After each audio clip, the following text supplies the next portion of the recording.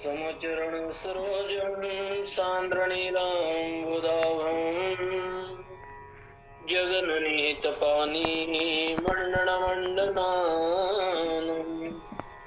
तरुण तुलसीमाला कंदकं कंजनेत्रं सदयनमलहासं तलं चिन्तयामि। नमो सद्गुरु कृपया ज्ञानदीपा, नमो सद्गुरु सच्चिदानंद रूपा, नमो सद्गुरु भक्त कल्याण मूर्ती, नमो सद्गुरु भास्करा पूर्ण कीर्ती, जया पूजले आदरे पांडुरंगे, विमानस्थ केले प्रयाण प्रसंगे, तनु मानवी दिव्य रूपीच केली, न त्यागी ती दिव्य लोकास नेली।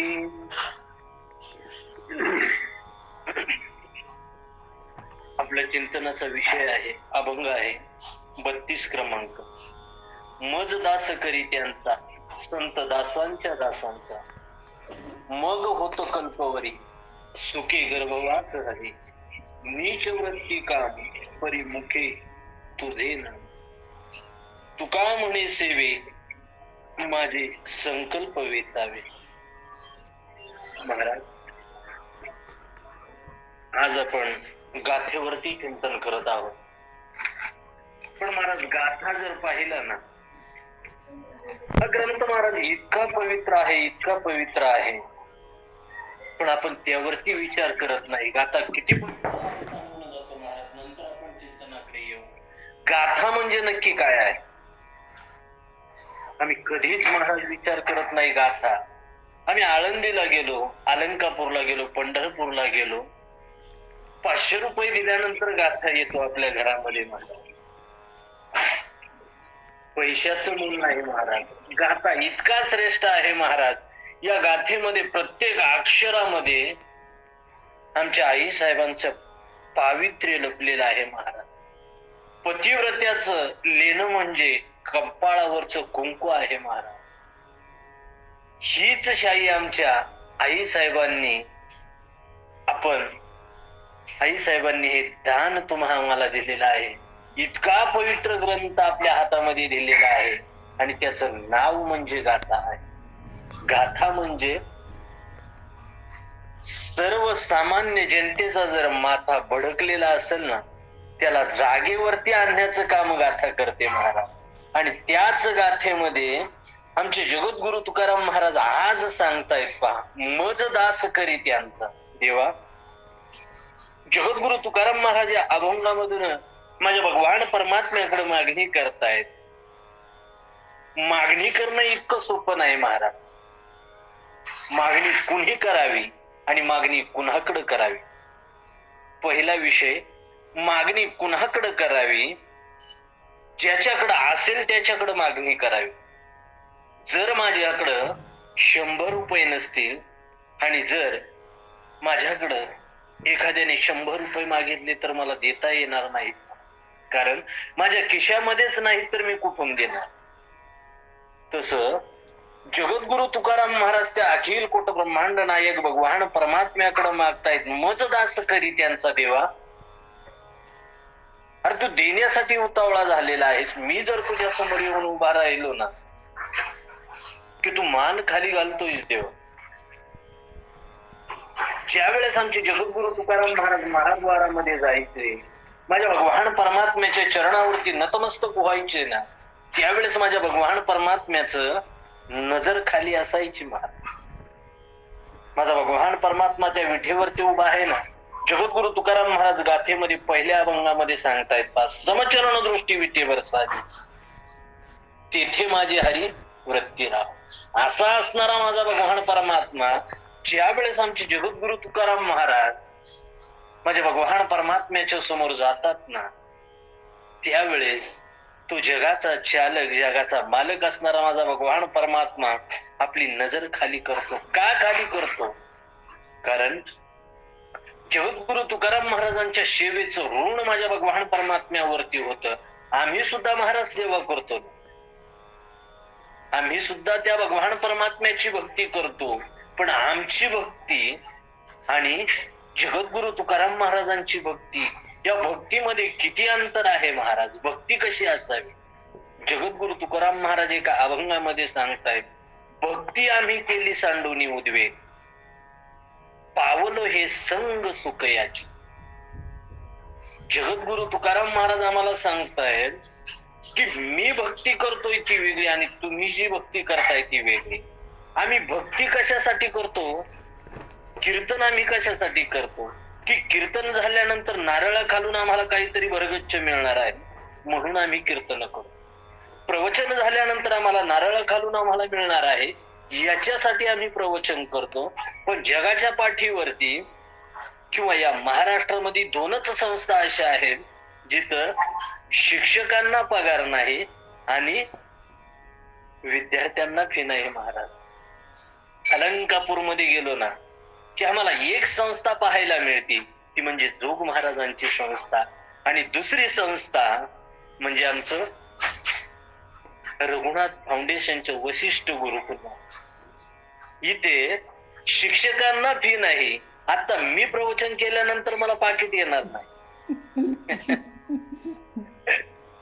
आणि त्याची अपेक्षा सुद्धा करू नाही. चित्ती नाही आज त्याचा पांडुरंग दास म्हणा. ज्याच्या चित्तामध्ये कोणत्याही प्रकारची आस नाही ना, तो देणारा भरपूर देणार आहे महाराज. अरे अंगावरती पांढरी वस्त्र घालून जर तुम्ही काळ करत असाल तर काळ घालून पांढरं करा ना महाराज. या समाजासाठी काळ अंगावरती परिधान करा. पहा ना, नाथ महाराज आमचे काल्याच्या प्रकरणामध्ये एक गवळण आहे. पहा, नाथ महाराज सांगतायत, आल्या पाच पाच गवळणी, आल्या पाच पाच गवळणी, 5 रंगाचा शृंगार करोनी, 5 रंगाचा शृंगार करोनी. पहिली गवळण रंग सफेद, जशी चंद्राची ज्योत, जस चांदन लकलकीत, ऐका होतीची मात. मंथन करीत होते दारात, धरून कृष्णाचा वो हात. आईशा आल्या 5 गवळणी, आईशा आल्या 5 गवळणी, 5 रंगाचा शृंगार करोनी, 5 रंगाचा शृंगार करोनी. नाथ महाराज आमचे सांगतात, अरे देवाकडं तुम्हाला जायचंय ना, मग कसं जायचं? मनामधील जी काळी जळमट आहेत ना, मनामधील जी काळी जळमट आहेत ना, ही काढून टाकायची आणि आतही पांढरा आणि बाहेरही पांढरा. पहा, काही लोक कीर्तन करतात, प्रवचन करतात महाराज. या धर्माच्या गादीवरती आल्यानंतर काय अधिकार आम्हाला येतो की एका कीर्तनकाराने दुसऱ्या कीर्तनकारावरती टीका करावी? काय अधिकार पोचतो? पण जो चुकतो ना त्याला रोखोक बोलणं गरजेचं आहे. असो, ज्या वेळेस जगद्गुरु तुकाराम महाराज महाद्वारामध्ये जायचं, माझा भगवान परमात्मा खाली पाहायचा आणि खाली पाहत असताना भगवान परमात्म्याने जगद्गुरु तुकाराम महाराजांना सांगावं, महाराज तुम्ही माझ्याकडे काहीतरी मागावं. काय अधिकार जगद्गुरु तुकाराम महाराजांचा होता? आणि आमच्या मुखामधून सहज निघून जात की जगद्गुरु तुकाराम महाराजांची पत्नी कजाग होती, जगद्गुरु तुकाराम महाराजांना अन्न देत नव्हती महाराज. ऐकतो आपण धर्माच्या गादीवरती येऊन लोक सांगतात जगद्गुरु तुकाराम महाराजांची पत्नी कजाग होती महाराज. पण मी 2 टोक सांगतोय, भक्तीची 2 टोक सांगतोय. मजदास करी त्यांचा अभंगाचा पहिल्या चरणाचा पहिलाच तुकडा चाललाय, मजदास करी त्यांचा. एक टोक जगद्गुरु तुकाराम महाराज आहे आणि दुसरं टोक आई साहेब आहेत. पहा, जगाच्या मालकावरती एक तर प्रेम तरी करावं, नाहीतरी शत्रुत्व तरी करावं. एकाच घरामध्ये 2 टोका आहेत.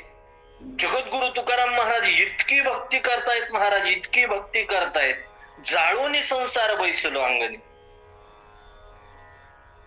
सहज आम्ही जर खिशामधून आमच्या 1 रुपया पडला ना महाराज, किंवा आम्ही जो व्यापार करतो, व्यवसाय करतो, त्या व्यवसायामध्ये जर आम्हाला 5-10 रुपयाचा तोटा झाला, किलो मागे सांगतोय बरं का बापू, कारण मी सुद्धा व्यवसाय करतोय, आपण सर्वजण व्यावसायिक आहोत. आणि या नरदेहामध्ये आल्यानंतर महाराज पैसा हा कमवलाच पाहिजे, पण परमार्थावरती नाही महाराज. सहज महाराज आम्ही उपरनं पुढं करतो आणि दुसऱ्यांना उपदेश करतो. अरे तुझी जोडी फाटलेली आहे आणि तू दुसऱ्यांना टाके घालायला निघतो, हा कुठला परमार्थ? परमार्थाची व्याख्या चुकलेली आहे. परमार्थ म्हणजे काय? आमच्या गुरुवर्यांच्या मुखामधून एक बोल आलेला आहे पहा. आमचे गुरुवर्य सांगतात, महाराज परमार्थ खऱ्या अर्थाने आम्हाला कळलाच नाही. परमार्थ म्हणजे काय? पर अधिक अर्थ. पर म्हणजे दुसरा आणि अर्थ म्हणजे समजणे. अरे आपल्या देहामध्ये कोण आहे हे समजणं म्हणजे परमार्थ आहे.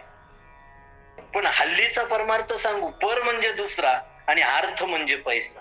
दुसऱ्याचा पैसा तो माझा पैसा, ना माझा पैसा तो माझाच पैसा.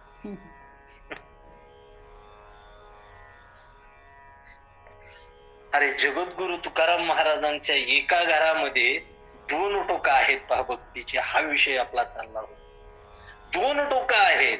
एक जगद्गुरु तुकाराम महाराज इतकी भक्ती करतायत, 65 लाखाची जहागिरी आमच्या जगद्गुरु तुकाराम महाराजांनी इंद्रायणीच्या डोहामध्ये बुडवली. आणि बुडवल्यानंतर खऱ्या अर्थाने पहा, आपल्या घरामध्ये 65 लाख रुपये आपल्या कपाटामध्ये, लॉकरमध्ये आहेत. आणि ठरवलं की आज जाऊन इंद्रायणीच्या डोहामध्ये मी ही 65 लाखाची रोकड बुडवून टाकणार आणि आळंदीमध्ये जाऊन एखाद्या संस्थेमध्ये मी राहणार. होईल का हो शक्य? नाही. फक्त हे करावं आमच्या जगद्गुरु तुकाराम महाराजांनी. अरे 65 लाखाची ती गहाण खत घेतली, का घेतली याच्या मागे सुद्धा कारण आहे. जगद्गुरु तुकाराम महाराज भक्ती करत असताना जगद्गुरु तुकाराम महाराजांच्या लक्षामध्ये आलं की माझा आणि प्रपंचाचा कुठेतरी धागा गुंतलेला आहे. त्यामुळे मला परमार्थामध्ये आल्यानंतर सुख प्राप्त होत नाही, मला तो आनंद प्राप्त होत नाही. महाराजांनी रात्री आनंदाचा विषय सांगितला की परमार्थामध्ये आल्यानंतर आम्हाला काय प्राप्त करायचंय. ज्ञानेश्वर महाराज सांगतायत, तैसे येण्याची शरीरे शरीरा येणे सरे, किंबहुना येर झारे चिरा पडे. बंगला प्रारब्धानुसार मिळणार आहे, पत्नी प्रारब्धानुसार मिळणार आहे, अन्न मान धन हे तो प्रारब्ध आधीन. जे आमच्या प्रारब्धामध्ये आहे ना ते आम्हाला मिळणार आहे. पण आम्हाला प्राप्त काय करायचंय? या नरदेहामध्ये आल्यानंतर खऱ्या अर्थाने आम्हाला काय प्राप्त करायचंय? तर आम्हाला मोक्ष प्राप्त करायचा. तैशी येण्याची शरीरे. काय ज्ञानेश्वर महाराज ज्ञानेश्वरीमध्ये प्रत्येक ओवीमध्ये आम्हाला दृष्टांत देत आहेत. 36,000 दृष्टांत ज्ञानेश्वरीमध्ये आहे. पण आम्ही ज्ञानेश्वरी वाचतो पण आत्मसात करत नाही महाराज. आज आम्ही 32 अभंगापर्यंत पोहोचलोय महाराज, 32 अभंगापर्यंत पोहोचलोय. पण आम्ही फक्त अभंगाचा अर्थ समजून घेतोय, पण नक्की जगद्गुरु तुकाराम महाराजांना या अभंगामधून काय सांगायचंय हेच आमच्या लक्षामध्ये येत नाही. आणि जगद्गुरु तुकाराम महाराजांनी 65 लाखाची जहागिरी त्या इंद्रायणीच्या डोहामध्ये बुडवली. महाराज इतका आनंद झाला. विश्वंभर बाबांनी एक छोटस मंदिर देहू गावामध्ये बांधलं होतं. त्या मंदिरामध्ये येऊन आमचे जगद्गुरु तुकाराम महाराज आनंदामध्ये नाचू लागले. आणि त्यावेळी जगाचा मालक विचार करतोय, अरे काय ही व्यक्ती असेल, काय व्यक्ती असेल. माणसाचा 1 रुपया हरवला तर मनाला चुटपुट लागती की माझा 1 रुपया पडला. पण आज ह्या व्यक्तीने 65 लाखाची जहागिरी पाण्यामध्ये बुडवली आणि हा माझ्या समोर येऊन नाचतोय. इतकी भक्ती जगद्गुरु तुकाराम महाराजांनी केली आणि दुसरं टोक म्हणजे आई साहेब आहेत पहा. जगद्गुरु तुकाराम महाराजांच्या पत्नी दुसरं टोक भक्तीचं आहे. आपल्याला विचार पडेल, आई साहेब प्रत्येक गोष्टीमध्ये त्या पांडुरंग परमात्म्याला आणत होत्या. आई साहेब एकदा निवांत बसल्या आणि त्यावेळेस विचार करतायत, देवा किती कपटी असेल रे तू, किती कपटी असेल. अरे माझ्या वडिलांच्या घरी क्विंटलाने सोन्याचा व्यापार होतोय. 3000 एकर शेती माझ्या वडिलांची ऊसाची आहे. किती कपटी आहेस देवा. आई साहेब माझ्या पांडुरंग परमात्म्याला कपटी बोलतायत. काळ्या विठ्या किती कपटी आहेस तू, तू किती कलाकार आहेस, तू किती नटधारी आहेस. तुका म्हणे नटधारी भोग भोगुनी ब्रह्मचारी. देवा अरे विठे किती कपटी आहेस तू, तू लग्न करून मी या घरामध्ये आले. माझ्या वडिलांची इतकी श्रीमंती आहे ना, जर मी सहज एक फोन माझ्या वडिलांना केला ना तर बैलगाडी भरून मला साड्या येतील. पण विठ्या काळ्या रांड रंडकी झाली तुझी. मी एका साडीवरती माझं आयुष्य काढते. अरे ज्या वेळेस मी सकाळी उठल्यानंतर ब्रह्म मुहूर्तावरती उठल्यानंतर स्नानगृहामध्ये गेले ना, अंगावरची साडी धुवून टाकायची आणि तीच वाळस पर्यंत मी स्नानगृहामध्ये बसावं. काय असं मी पाप केलंय की माझ्या नशिबी हे यावं. पहा ना, आम्ही परमार्थामध्ये आल्यानंतर प्रवचन करतो, कीर्तन करतो, तरी आमच्या वाट्याला दुःख काय यावं. कधीतरी आम्हाला प्रश्न पडतो ना, कधीतरी आम्हाला दुःख होतं. दिवसभर कोण आम्हाला बोलतं. या व्यवहारिक जगामध्ये अनेक जण आम्हाला बोलणारी असतात, परमार्थिक मार्गामध्ये सुद्धा आम्हाला बोलणारी असतात. प्रत्येक जीवाला इथं आल्यानंतर दुःख होणं साहजिक आहे महाराज. आणि मग त्यावेळेस आम्हाला प्रश्न पडतो संध्याकाळी घरी आल्यानंतर, अरे आम्ही प्रवचन करतोय, कीर्तन करतोय, गळ्यामध्ये पवित्र अशी तुळशीची 108 मण्यांचं मंगळसूत्र त्या भगवान परमात्म्याचं घातलेलं आहे, तरी आम्हाला का त्रास व्हावा. कारण प्रारब्ध क्रियामान संचिताचा भोग भोगिल्या तो भोग नसतो. ज्या वेळेस आपण 5 दिवसाचे होतो ना, त्यावेळेस रात्रीच्या 12 वाजता सटवाईने आपल्या कपाळावरती जे लिहिलेलं आहे ना, ते तुम्हा मला भोगायचंच महाराज. मग भोगायचे म्हटल्यानंतर काही साधकांना प्रश्न पडतो, महाराज आम्हाला जर भोगायचेच मग गळ्यात माळ घालायची काय गरज आहे, कीर्तन ऐकण्याची काय गरज आहे, प्रवचन ऐकण्याची काय गरज आहे. पहा ना, वाघीण ज्या वेळेस ती जंती किंवा वेती ना, त्यावेळेस आपल्या पिल्लांना जंगलामध्ये सोडून देते. कारण त्या पिलांना वाघापासून भीती असते महाराज, भीती असते, बापापासून भीती असते. ती वाघीण काय करते, आपल्या मुखामध्ये त्या पिलांना धरते आणि सोडून देते. आणि तीच वाघीण एखाद्या पक्ष्याला पकडायचं म्हटल्यानंतर काय करते हो, गपकन धरते आणि त्याच्या नरडीचा घोट घेते. मी वाघिणीचं सांगत नाही महाराज, तुमचं आमचं सांगतो. आम्ही दास आहोत त्या भगवान परमात्म्याचे. आमचा तो पती आहे, पती परमेश्वर आहे. आम्ही त्याच्या सर्वजण पत्नी आहोत. हे मी सांगत नाही, आमचे ज्ञानेश्वर महाराज सांगतायत. दुरळू आंबुला केला गे माई, ब्रह्मादिका जोना पडे ठाई. जगत आमचे ज्ञानेश्वर महाराज सांगतायत, मी दूरचा असणारा माझा भगवान परमात्मा त्याला वरलेला आहे आणि मी त्याची पत्नी झालेलो आहे. आणि आई साहेब त्या पांडुरंग परमात्म्याला रात्रंदिवस शिव्या देत आहेत, रात्रंदिवस शिव्या देत आहेत.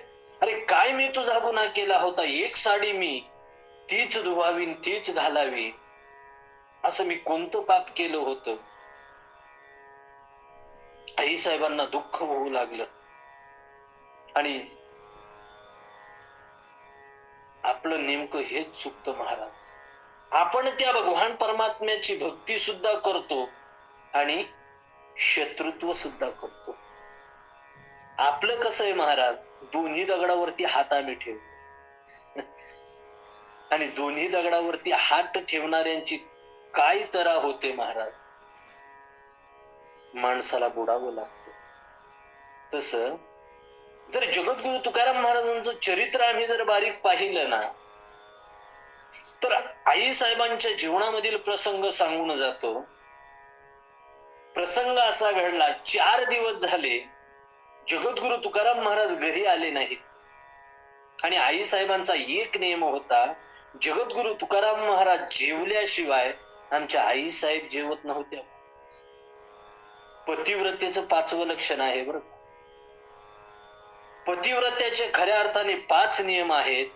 आपला पती एकदा का उंबऱ्याच्या बाहेर गेल्यानंतर, उंबरा म्हणजे पत्नीची लक्ष्मण रेषा असते,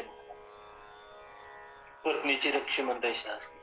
आणि आपला पती एकदा का उंबऱ्याच्या बाहेर गेला की पत्नीने आपल्या केसाला फणी लावायची नसते, ज्याला आपण कंगवा म्हणतो ना, तो कंगवा लावायचा नसतो.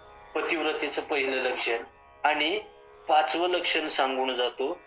मग मधली लक्षणं कधी सांगणार महाराज? मधली लक्षणं शिबिराच्या कीर्तनामध्ये सांगणार. 9 तारखेला आपली भेट होणार आहे. त्या भेटीमध्ये मी ही मधली लक्षणं सांगतो. हे 5वं लक्षण मी तुम्हाला सांगून जातो पतिव्रतेचं, की आपला पती जेवल्याशिवाय पत्नी जेवत नाही, ती खऱ्या अर्थाने पतिव्रता. आणि या पतिव्रतेचा अधिकार काय? तर जगद्गुरु तुकाराम महाराज सांगतायत, तुका म्हणे पतिव्रता तिची देवावरी सत्ता. आपण दत्त जयंतीच्या कीर्तनामध्ये कथेमध्ये ऐकतो ना, की मांगल्याचं प्रतीक म्हणजे कुंकुवाची वाटी भगवान सूर्यनारायणांना दाखवली. भगवान सूर्यनारायण काही उगवेनाथ महाराज, इतकी ताकद त्या मांगल्याच्या पातिव्रत्यामध्ये, कुंकाच्या पाण्यामध्ये आहे महाराज. आणि आई साहेब विचार करतायत, अरे 4 दिवस झालं माझे पती घरामधून बाहेर गेलेले आहेत, त्यांनी सुद्धा अन्न घेतलं नसेल, मी सुद्धा अन्न घेतलं नाही, पोटामध्ये कावळे ओरडतायत, भूक लागलेली आहे. आणि मग आई साहेबांनी आपल्या घरामध्ये शोधाशोध चालू केली महाराज. शोधल्यानंतर एका गाडग्यामध्ये आमच्या आई साहेबांना कोंडा सापडला आणि त्याच कोंड्याच्या 2 भाकरी महाराज केल्या, चटणी वाटली आणि आई साहेब आता जगद्गुरु तुकाराम महाराजांना शोधण्यासाठी निघाले. मैपती बाबांचं चरित्र महाराज वाचा. अरे ज्या वेळेस आम्ही संतांची चरित्र वाचावीत आणि आमच्या डोळ्यांना अश्रू यावेत, न यावेत, ज्या व्यक्तीला अश्रू येणार नाहीत ना, त्याने समजावं आम्ही मानव योनीला नाहीत, आम्ही दानव योनीला आहे. मैपती बाबांचं चरित्र जगद्गुरु तुकाराम महाराजांचं वाचा. आमच्या ताईंना सांगितलं होतं, ताईंनी नक्कीच वाचलं असेल महाराज. मैपती बाबांचं चरित्र वाचा. ओवीबद्ध चरित्र आहे ते. लेट समजेल पण ते थेट आपल्या डोक्यामध्ये घुसेल महाराज, लेट समजेल. महिपती बाबांचा ग्रंथ वाचलाय पूर्ण, भक्त विजय. हो. आणि त्याच चरित्रामध्ये जगद्गुरु तुकाराम महाराज आता कोणत्या डोंगरावरती आहेत? कारण कधी जगद्गुरु तुकाराम महाराज भंडारावरती जायचे, कधी गोराड्यावरती जायचे, कधी भामचंद्रावरती जायचे. आणि आई साहेबांच्या समोर प्रश्न निर्माण झाला की नक्की माझे पती कोणत्या गडावरती गेले असतील. आणि आई साहेबांच्या भक्तीचं टोक किती श्रेष्ठ होतं, किती श्रेष्ठ होतं. आई साहेबांनी ओळखलं, ज्या मार्गाने माझे पती गेलेत ना, तो मार्ग मला सांगेल की जगद्गुरु तुकाराम महाराज कुठे गेले. कारण ज्या मार्गाने आमचे जगद्गुरु तुकाराम महाराज जात होते ना, त्या मार्गावरची माती सुद्धा विठ्ठल विठ्ठल म्हणत होती महाराज. आणि आमची स्मशानामध्ये जातोय, आमची शरीराची माती होती तरी आम्ही विठ्ठल विठ्ठल म्हणत नाही.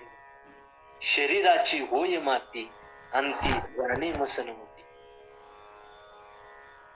आई साहेबांनी कान लावला, भंडारा डोंगराच्या वाटेवरती कान लावला आणि माती विठ्ठल विठ्ठल बोलू लागली. मज दास करी त्यांचा एकच तुकडा चाललाय महाराज आपला, एकच. आणि आई साहेबांनी कान लावल्यानंतर त्या मातीमधून विठ्ठल विठ्ठल असा आवाज येऊ लागला. आई साहेबांनी ओळखलं, जगद्गुरु तुकाराम महाराज भंडारा डोंगरावरती गेलेले आहेत. आई साहेब भंडारा डोंगरावरती चालू लागल्या. दुपारचे 12 वाजलेले आहेत. दुपारची उन्हाची वेळ झालेली आहे. तोंडाला कोरड पडली आई साहेबांच्या. गाडग्यामध्ये पाणी होतं पण पिऊ शकत नाहीत. कारण जर भंडारा डोंगरावरती गेले आणि तिथं पाणी कमी पडलं माझ्या पतीला तर नाही पेलं आई साहेबांनी पाणी. अर्धा डोंगर चढून झाला महाराज, अर्धा डोंगर चढून झाला. आणि प्रसंग असा घडला, काय माझा भगवान परमात्मा नटधारी आहे, कलाकार आहे तो. माझ्या भगवान परमात्म्याने आई साहेबांच्या वाटेमध्ये काटा टाकला आणि काटा टाकल्यानंतर तोच काटा आई साहेबांच्या पायामध्ये कचकन घुसला महाराज. आणि घुसल्यानंतर आर्ताची किंकाळी आमच्या आई साहेबांनी दिली आणि दिल्यानंतर माझ्या पांडुरंग परमात्म्याला शिव्या देऊ लागले आई साहेब. म्हणजे पहा, आई साहेबांना दुःख होत होतं, पायामध्ये काटा मोडलाय, पण या दुःखामध्ये सुद्धा आई साहेबांनी माझ्या पांडुरंग परमात्म्याचं ध्यान केलं, नामचिंतन केलं. काय नामचिंतन केलं हो? तर माझ्या भगवान परमात्म्याला आई साहेबांनी शिव्या दिल्या महाराज, शिव्या दिल्या. शत्रुत्व केलं आई साहेबांनी. आणि त्यावेळेस हे पांडुरंग परमात्म्याने पाहिलं की माझं नामचिंतन माझा भक्त करतोय. विठेवरून उडी मारली आणि रुक्मिणी आई साहेबांना आवाज दिला, रुक्मिणी, अगं माझ्या भक्ताच्या पायामध्ये काटा मोडलेला आहे, तिच्या डोक्यावरती भाकरीची टोपली आहे, तो तिला काटा काढता येत नाही, आपल्याला जावं लागतंय. त्यावेळी जगाची आई माझ्या भगवान परमात्म्याला म्हणते, देवा किती बोळे आहात हो तुम्ही.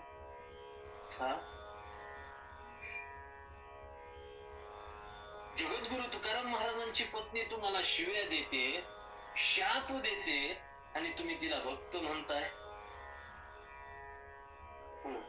ती माझी भक्तच आहे, तू चल माझ्या बरोबर. रुक्मिणी आई साहेबांनी सांगितलं, महाराज मी येऊ शकत नाही. माझ्या भगवान परमात्म्याने गरुडाला आदेश दिला. गरुडावरती बसून माझा भगवान परमात्मा आता भंडारा डोंगरावरती आले. आणि आल्यानंतर जगाच्या मालकाने आमच्या आई साहेबांच्या पायामधील काटा काढावा. पण काटा काढत असताना पहिलं बोट वल केलं आणि आपल्या जिभेला लावलं. देव इच्छे रज चरणीची माती, धावत चालती मागे मागे, मज दास करी त्यांचा. आणि काटा काढल्यानंतर आई साहेब आता भंडारा डोंगरावरती गेले. जगद्गुरु तुकाराम महाराजांनी पाहिलं, माझी पत्नी माझ्यासाठी भाकरी घेऊन आली. विचारलं, आवले का आलीस तू? 4 दिवस झालं तुम्ही उपाशी आहात, तुमच्यासाठी भाकरी घेऊन आले. पण येत असताना वाटेमध्ये जो प्रसंग घडला तो आई साहेबांनी आमच्या जगद्गुरु तुकाराम महाराजांना सांगितलं. सांगितल्यानंतर जगद्गुरु तुकाराम महाराजांच्या दोनही डोळ्यामधून अश्रू आले. आवले काय अशी तू भक्ती केलीस? तू सुद्धा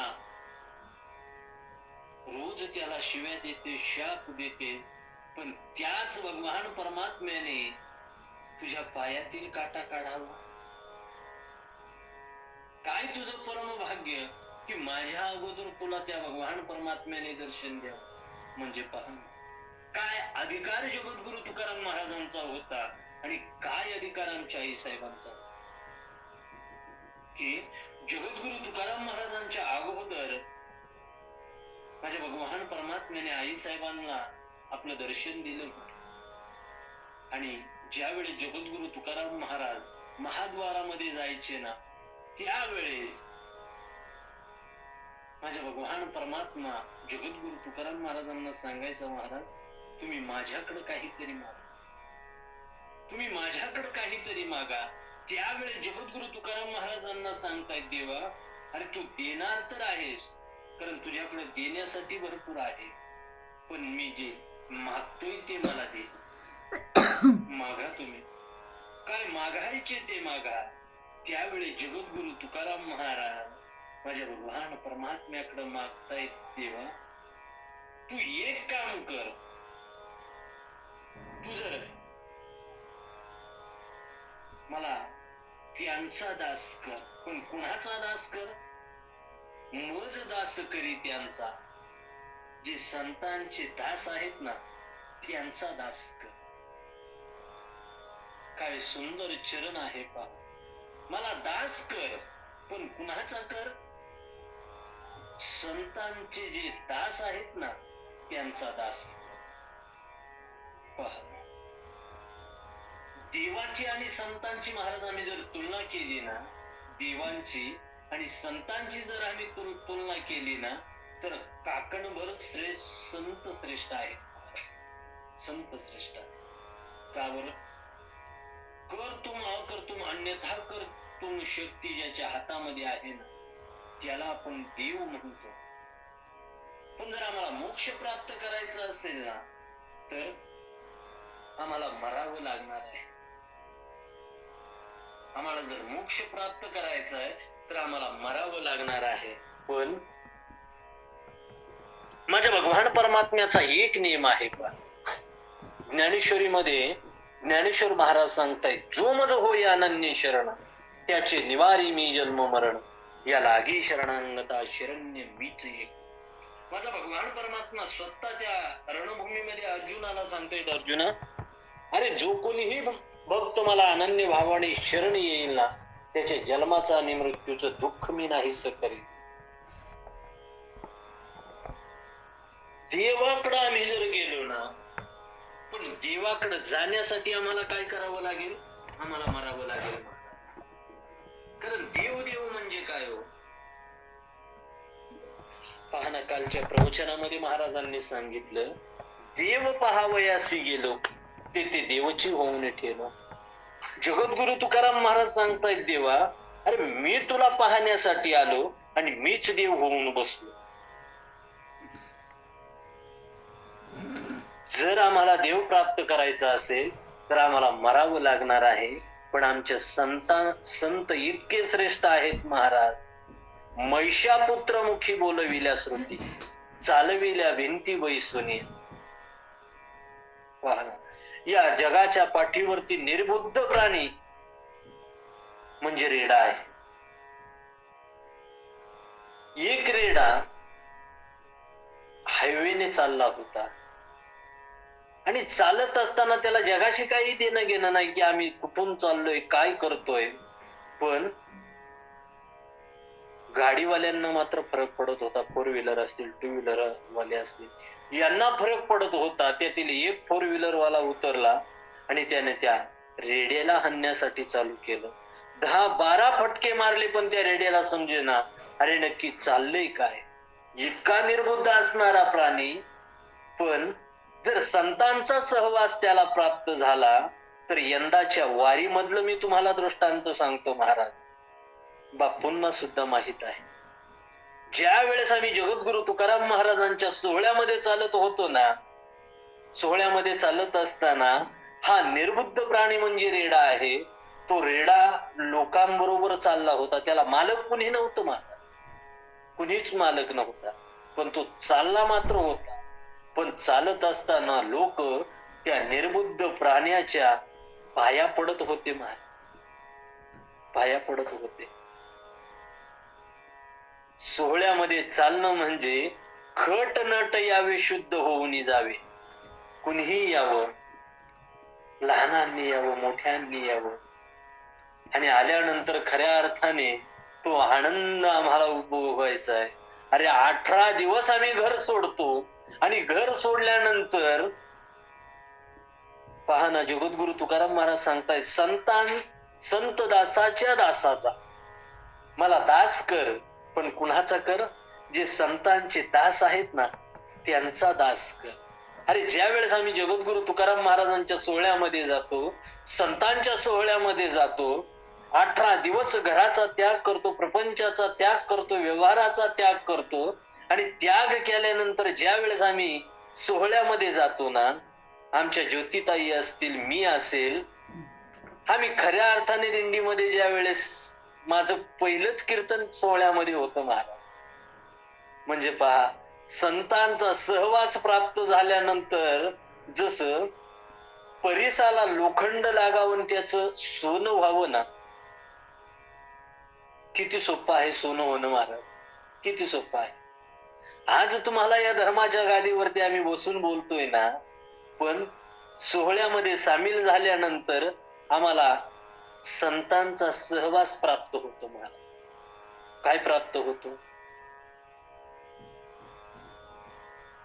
आम्हाला एखादा साधक असा भेटतो महाराज, त्याच्या नजरेमध्ये जरी आम्ही पाहिलं ना, तर आम्हाला जीवनाचं सार्थक होतं महाराज. एक माझ्या जीवनामधील छोटासा दृष्टांत सांगून जातो.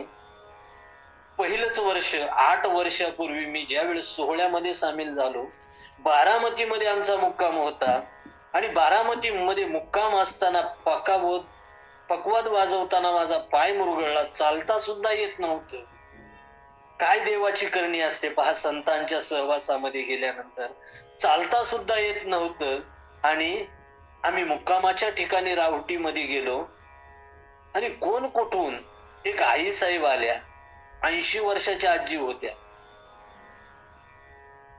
आणि त्या आजी जवळ आले आणि विचारलं, बाळा पाय कशाने सुजलाय? काय त्या माता माऊलीला सांगावं? म्हणलं, आई रोटी घाटामध्ये चालत असताना खड्ड्यामध्ये पाय पडला, कारण गळ्यामध्ये मृदंग होता, त्यामुळे खड्डा दिसला नाही, आणि वाजवत असताना पाय मुरगळला, मला चालता येत नाही, मी संध्याकाळी घरी जाणार आहे. हे शब्द त्या माता माऊलीच्या कानावरती पडले ना, त्यावेळेस त्या आई साहेबांनी सांगितलं, बाळा तुझा पाय पुढं कर. 80 वर्षाचं साधारण त्यांचं वय असेल.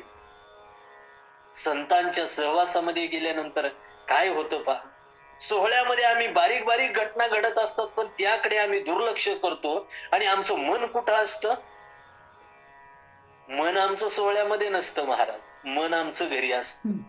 म्हणून मी सोहळ्यामध्ये कीर्तनामध्ये सुद्धा सांगतो पहा, ताईंनी ओळखलं आमच्या, की वारी आम्ही देहाने करतो, पण मनाने आम्ही आमच्या घरी असतो. आणि त्या आई साहेब जवळ आल्या, आणि आई साहेबांनी सांगितलं, बाळा तुझा पाय पुढं कर, आणि मी पाय पुढं केला महाराज. आजही माझ्या अंगावरती काटा येतो. त्या आईंनी फक्त पायावरून हात फिरवला महाराज, हात फिरवला. आपल्या दिंडीचे विनेकरी आबा सुद्धा माझ्या बरोबर होते, आणि त्या आईंनी सांगितलं, महाराज बाळा तू सकाळी चालणार आहेस, तू घरी जाणार नाहीस, फक्त आजच्या दिवस थांब. आणि हे ऐकल्यानंतर आबांनी सांगितलं, महाराज तुम्हाला थांबावं लागते. आणि काय चमत्कार झाला पहा, संतांच्या सहवासामध्ये गेल्यानंतर काय चमत्कार झाला, की मी माघारी आलो नाही, तिथून पुढे चालत गेलो. म्हणजे पहा, एखाद्यावरती जर संकट आलं तर तो भगवान परमात्मा मागे पुढे उभा राहतो, पण आम्ही संतांना शरण गेलं पाहिजे, संतांना शरण गेलं. अरे आम्ही किती भाग्यवान आहोत, या पुणे जिल्ह्यातील लोक किती भाग्यवान आहेत. अरे आमच्या जवळ देहू गाव आहे, आमच्या जवळ आळंदी आहे, इतके आम्ही भाग्यवान आहोत. कधीतरी मनामध्ये निराशा येते, कधीतरी निराशा येते, आणि निराशा आली ना की संतांना शरण जावं. कारण मुलाला दुःख झालं तर ते मूल आपल्या आईला सांगतं, आई नसेल तर वडिलांना सांगतं. अरे या व्यावहारिक जगामध्ये ज्या वेळेस आपलं वय वाढतं ना, त्यावेळेस कधीतरी असं वाटतं की रडावं, कधीतरी वाटतं रडावं. कधीच कुणाला सुख प्राप्त होत नाही. आणि ज्या वेळेस असं वाटतं ना रडावं, त्यावेळेस आळंदीला जावं, देहूगावला जावं आणि गेल्यानंतर ज्ञानेश्वर महाराजांचं दर्शन घ्यावं. आणि दर्शन घेतल्यानंतर ज्या वेळेस आम्ही सभामंडपामध्ये येतो ना, त्यावेळेस खळखळून रडावं आणि जगाच्या माऊलीला सांगावं, आई, जे आपल्या मनामध्ये जे दुःख आहे ना, ते त्या माऊलीला सांगावं महाराज, कारण ती जगाची माऊली आहे. अरे ज्या माऊलीला आम्हीच त्रास दिला होता ना, त्या कालखंडामध्ये सुद्धा आम्ही होतोच ना.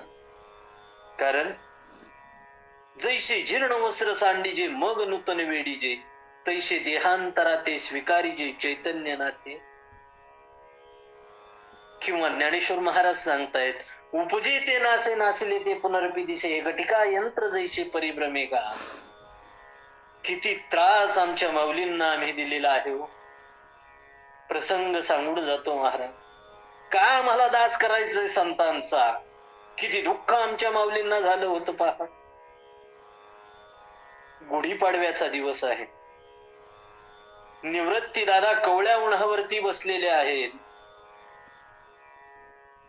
आणि आमच्या मुक्ताई आई साहेब आल्या आणि निवृत्ती दादांना विचारतायत, दादा का तुम्ही असं शून्यात बसलेला आहात. त्यावेळेस निवृत्ती दादांनी आमच्या मुक्ताई आई साहेबांना सांगितलं, मुक्ते, अगं आज गुढीपाडव्याचा दिवस आहे. अरे जर आज माझी आई असती, आपली आई असते ना, तर आज आपल्या घरामध्ये गोडाधोडाच झाला असत, पुरणपोळी झाली असती, गलबलून आला आमच्या आई साहेबांच्या हृदयामध्ये. म्हणून मी सांगत असतो महाराज, या नरदेहामध्ये आल्यानंतर एकतर बहीण तरी असावी, नाहीतर मुलगी तरी असावी. आणि ज्या व्यक्तीला हे दोनही नसतील ना महाराज, तो सर्वात कपाळ करंटा व्यक्ती आहे, कपाळ करंटा. आणि आई साहेबांनी सांगितलं, दादा काळजी करू नका, मी तुम्हाला गोडाधोडाचं करून खायला घालते. आणि आमच्या ज्ञानदादांनी ऐकलं, खुंटीची जोडी घेतली आणि आमचे ज्ञानदादा अलंकापूर मध्ये गेले, भिक्षा मागितली. माता माऊल्यांनी आमच्या माऊलींच्या झोळीमध्ये भिक्षा घातली, कुराण घातलं. आनंद झाला मनामध्ये की आज माझ्या दादाला गोडाधोडाचं खायला मिळणार आहे आणि ही गोडाधोडाचं माझी बहीण आम्हाला करून खायला घालणार आहे. किती आम्ही ज्ञानेश्वर महाराजांना त्रास दिला हो, किती त्रास दिला. आणि ज्ञानेश्वर महाराज त्याच आनंदामध्ये आता आपल्या झोपडीकडे जाऊ लागलेले आहेत, सिद्ध बेटाकडे येऊ लागलेले आहेत. इतक्यात समोरून एक घोडा आला आणि घोड्यावरती बसणारे जे होते ना विसुबाखेच खाली उतरले. उतरल्यानंतर माती घेतली आणि ती माती त्या कोरांनामध्ये जी भिक्षा मागितली होती त्या भिक्षेमध्ये टाकली. संतांचा काम ही दास व्हायचंय पहा. माती टाकल्यानंतर इतकं दुःख आमच्या ज्ञानदादांना झालं, अरे काय या समाजाचं आम्ही बिघडवलो, काय बिघडवलंय. आमच्या मनामध्ये अजून पापही नाही आणि पुण्यही नाही, तरीही लोक आम्हाला त्रास देत आहेत. अरे आमचा त्रास कमी करण्यासाठी आम्हाला झोपेमध्ये आमच्या आई वडिलांनी ठेवलं आणि आमचे आई वडील निजधामाला निघून गेलेले आहेत, तरी या समाजाने आम्हाला बहिष्कृत केलेला आहे. हा समाज आम्हाला त्रास देतोय. ज्ञानदादा झोळी तिथंच टाकली आणि पळत पळत आपल्या ताटीमध्ये, आपल्या झोपडीमध्ये आले. झोपडीची ताटी बंद केली आणि आतमध्ये दोन्ही मांड्या गुडघ्यांमध्ये आपलं डोकं टेकवलं आणि हमशी उमशी रडू लागले. आणि ज्ञानदादा रडतायत हे आई साहेबांनी ओळखलं आईसाहेब ताटीजवळ आल्या आणि ताटीजवळ आल्यानंतर ज्ञानदादांना आवाज दिला, दादा का रडतायत तुम्ही, का रडताय दादा तुम्ही? नाही, ज्ञानेश्वर महाराजांनी सांगितलं. बराच वेळ झालं ज्ञानदादा झोपडीची ताटी काही केल्या उघडेना. आणि त्यावेळेस आईसाहेबांनी ओळखलं ज्ञानदादाला काय झालंय ते. आणि आईसाहेबांनी सांगितलं, दादा तुम्ही योगी आहात,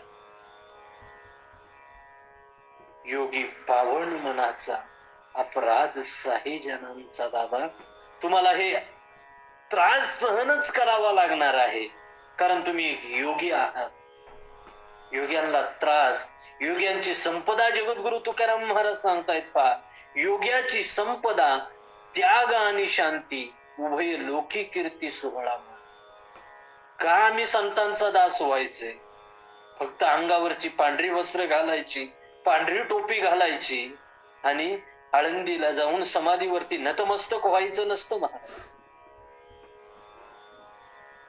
आणि ज्ञानेश्वर महाराजांनी ज्या वेळेस आईसाहेबांनी उपदेश केला ना, त्यावेळेस ज्ञानेश्वर महाराज अंधकारामधून बाहेर आले आणि उजेडाकडे गेले.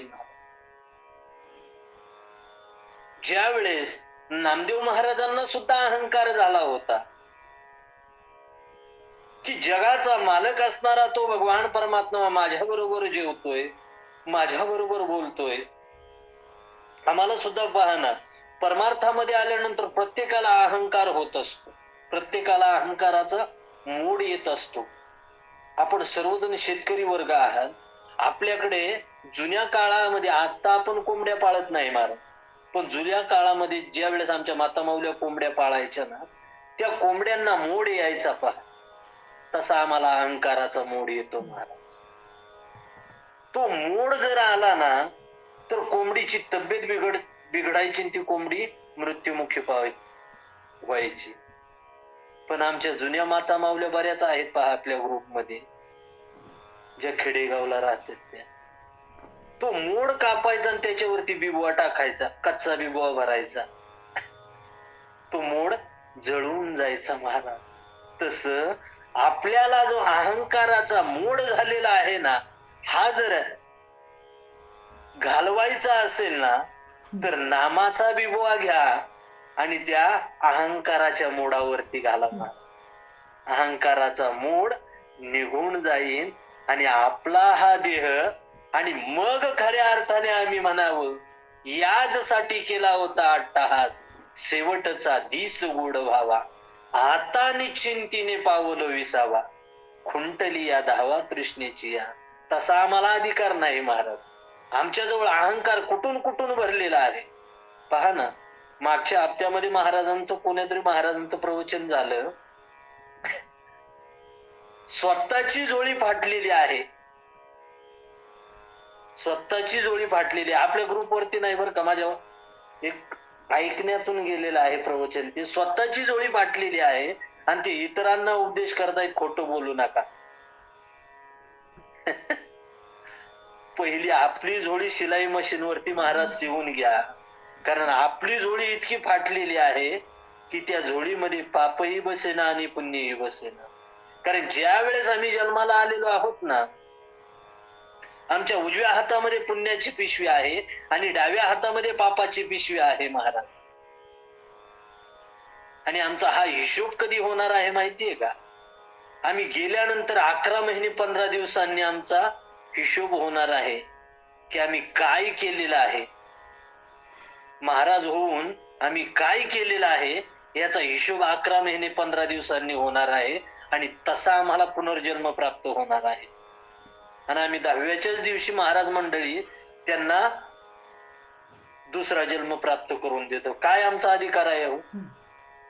मज दास करी त्यांचा, संत दासांच्या दासांचा. का मी संतांचं दास व्हायचंय? अरे आमच्या माऊलींना मांडे खाऊशी वाटत होते निवृत्ती दादांना. आमच्या माऊलींनी आपल्या पाठांवरती आपल्या ते मांडे बाजून दिले आणि तेच या चारही भावंडांनी खाल्ले महाराज, मांडे खाल्ले. एक वेळा या चारही भावंडांना अन्न मिळत नव्हतं महाराज. पण आज पहा ना, आज आमचे संत इतके श्रेष्ठ आहेत महाराज, इतके श्रेष्ठ आहेत की ज्यावेळेस सोहळ्यामध्ये चालतो ना, किती श्रेष्ठ आहेत पहा. जर आपल्या या पुणे विभागामध्ये जर देशाचे पंतप्रधान नरेंद्रजी मोदी यायचं म्हटलं तर किती पोलीस लागतील हो? 1001 पोलीस तर नक्कीच लागतील. पण ज्या वेळेस आमचे संत देहूगावावरून निघतात, आळंदीवरून निघतात, सोहळ्यामध्ये 4 लाख भाविक पुढे असतात आणि 4 लाख भाविक मागे असतात. इतके आमचे संत मंडळी श्रेष्ठ आहेत. आणि जर दिंड्यांचं आम्ही वर्णन केलं ना, तर प्रत्येक दिंडींना जी पंगत असते ना, प्रत्येक पंक्तीला गोडाधोडाचं जेवण आहे ना, गोडाधोडाचं जेवण आहे. आणि ज्यावेळेस आम्ही घरामध्ये असतो ना, कधीतरी आम्हाला गोडाधोडाचं खायला मिळतं. पण संतांच्या सहवासामध्ये गेलो ना, पोटभर खायला मिळतं मला. कारण आम्ही त्या अवस्थेवरती असतो. परमार्थ म्हणजे व्यवस्था नाही महाराज. परमार्थ म्हणजे आम्हाला अवस्था प्राप्त झाली पाहिजे. आज लोक पहा ना, काहीतरी म्हणतात, महाराज तुमची दाढी वाढलेली असते, तुमची केस वाढलेली असतात, तुम्ही दिवसभर काबाड कष्ट कुटीवरती करता, व्यवसाय आहे तुम्हाला, दिवसभर तुम्ही काबाड कष्ट करता, मग अभ्यास कधी करता? कधी अभ्यास करता तुम्ही? ती अवस्था प्राप्त व्हावी लागते. कामामध्ये काम काही म्हणा राम राम, जाईल भवश्रम सुख होईल दुःखाचे. तुम्ही एखादं दुःखाचं काम करत असा महाराज, पण ज्या वेळेस तुम्ही नामाचं चिंतन करताना, कामामध्ये काम, कोणतंही काम करा महाराज तुम्ही. कारण आज जर आम्ही पाहिलं ना, आपलं हे जे गुरुकुल आहे ना, याने समाजामध्ये इतकी क्रांती केलेली आहे ना. कधीतरी विचार करा, आपल्या गुरुकुलची क्रांती काय आहे, काय क्रांती असेल. आज जर आम्ही पाहिलं ना महाराज, आमची घरमुखी होत चाललेली आहे. संध्याकाळी आम्ही एखाद्या घराच्या शेजारून चाललो ना, तर घरामधून आवाज येत नाही महाराज. का? पत्नी व्हॉट्सअप मध्ये व्यस्त असते, मुलगी इंस्टाग्राम मध्ये व्यस्त असते, आणि वडील ते रील्स पाहत असतात कामावरून आल्यानंतर. मुलाचं काहीतरी भलतंच चालू असतं. घर खऱ्या अर्थाने मुकी होत चाललेली आहेत. आज समाजामध्ये खऱ्या अर्थाने गरज कशाची आहे, तर आम्हाला क्रांती करायची. काय क्रांती करायची? तर आम्हाला घर बोलकी करायची आहे. आणि आज जर आम्ही एखाद्या घराच्या शेजारून चाललो ना, तर आपल्या ग्रुपमध्ये जे एखादे जर साधक वर्ग असेल ना, तो मोबाईल वरती प्रवचन ऐकत असतो. आणि घर मुकी होत चाललेली आहेत. आम्हाला घर बोलकी करायची आहेत. आपली शेवटचे 6 मिनिटं राहिलेली आहेत. कारण आपली मराठी शाळा आहे, किती वाजता भरू द्या, सुटणार 5:30ला. तस आज आम्हाला घर बोलकी करायची आहे. ते कवी छान सांगतायत पहा. घर नव्याने पुन्हा बांधले पाहिजे, जळमटांना जुन्या जाळले पाहिजे, जळमटांना जुन्या जाळले पाहिजे.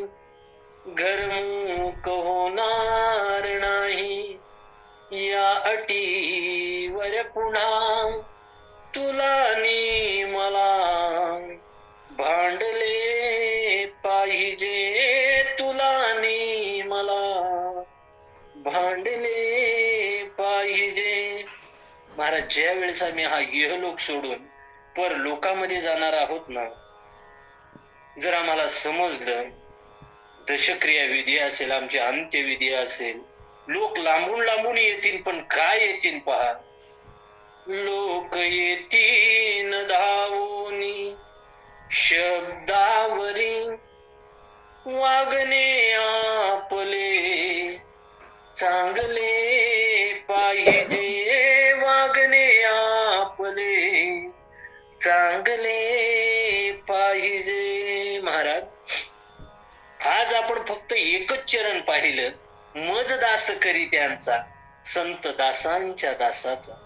जगद्गुरु तुकाराम महाराज त्या भगवान परमात्म्याला सांगतायत, देवा अरे तू एक काम कर ना, मला दास कर, पण कुणाच्या, जे संतांचे दास आहेत ना त्यांचा मला दास कर. अरे जगद्गुरु तुकाराम महाराजांना काय मागायचं होतं? हिंदवी स्वराज्याचे संस्थापक छत्रपती शिवाजी महाराज ज्यांचे शिष्य होते, त्या जगद्गुरु तुकाराम महाराजांनी जर मागितलं असतं ना तर पुणे जिल्ह्याची जागिरी दिली असती महाराजांनी, पण नाही मागितलं. पण मागणी काय केली?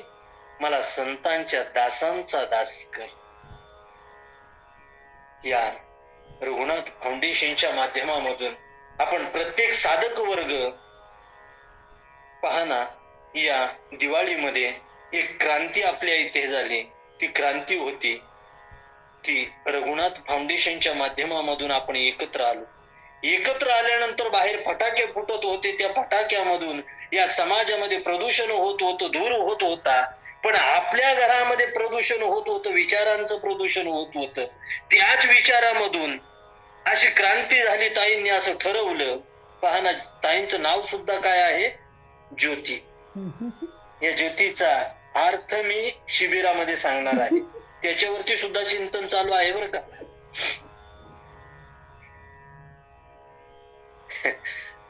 त्या विषयावरती सुद्धा चिंतन चालू आहे. आणि आमचे नाशिकचे बाप्पू आहेत ना, हे गुरुवर्यांप्रमाणे आमच्या दोघांच्या डोक्यावरती हात असतो महाराज त्यांचा. हात असतो.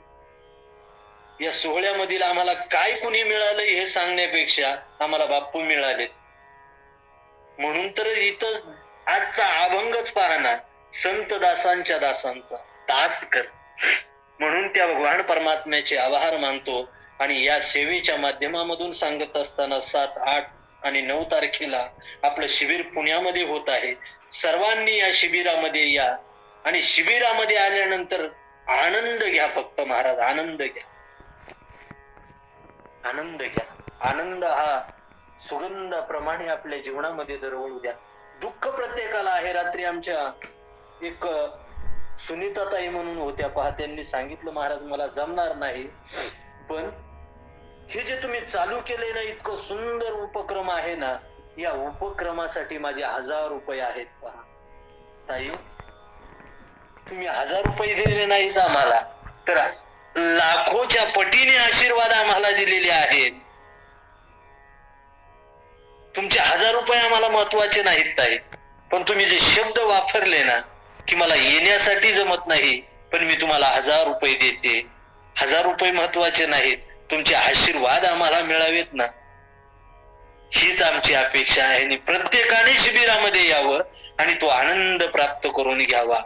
जे आमचे बापूंच्या माध्यमामधून असतील, ताईंच्या माध्यमामधून असतील, माझ्या माध्यमामधून असतील, अनेक महाराजांच्या माध्यमामधून असतील, प्रत्येकाने इथं आल्यानंतर आपलं थोडं थोडं द्या आणि भरपेट असं घेऊन जा.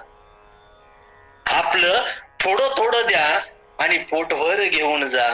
याल तरी यारे लागे. पहा ना, शेवटचा अभंग जगद्गुरु तुकाराम महाराज काय सांगतायत? याल तरी यारे लागे, अवघे माझ्या मागे मागे, आज देतो पोटवरी, पुरे म्हणाल तो वरी. तुम्हाला पोटभर मिळणार आहे, फक्त थोडं द्या, पोटभर घेऊन जा. हीच त्या भगवान परमात्म्याकडे विनंती करतो. आणि सेवेला पूर्ण विराम. विठाला विठाला विठाला विठाला. पुंडलिकावर देव हरी विठ्ठल. श्री ज्ञानदेव तुकाराम पंढरीनाथ भगवान की जय. माऊली ज्ञानेश्वर महाराज की जय. जगद्गुरु तुकाराम महाराज की जय. गोपाल कृष्ण भगवान की जय. आता विश्वात्मके देवे, येणे वाग्यज्ञ तोषावे, तोषोनी मज द्यावे पसाय दान हे. जे कळांचे व्यंकटी सांडो, तया सत्कर्मी रती वाढो. भूता परस्परे पडो मैत्र जीवांचे, दुरितांचे तिमिर जावो. विश्वस धर्म सूर्य पाहो, जो जे वांछिल तो ते लावो. प्राणी जात वर्षत सकळ मंगळी, ईश्वर निष्ठांची मांदयाळी. अनवर्त भूमंडळी भेटू तया भूता, चला कल्पतरुचे आरव. चेतना चिंतामणीचे गाव, बोलते जे अर्णवा पियुषांचे. चंद्रमे जे अलांछन, मार्तंड जे तापहीन हे सर्व ही सदा सज्जन सोयरे होतू किंबहुना सर्व सुखी पूर्ण होऊन तिही लोके भजिजो आदि परकी अखंडित आणि ग्रंथ उपजीवी विशेष लोकीये द्रष्टान दृष्ट विजय होवावेजी एत म्हणे श्री विश्वेश्वराओ होईल दान पसावो येनी वरी ज्ञान देवो सुखिया झाला येनी वरी ज्ञान देवो सुखिया झाला येनी वरी ज्ञान देवो सुखिया झाला ओम शांती शांती शांती शांती.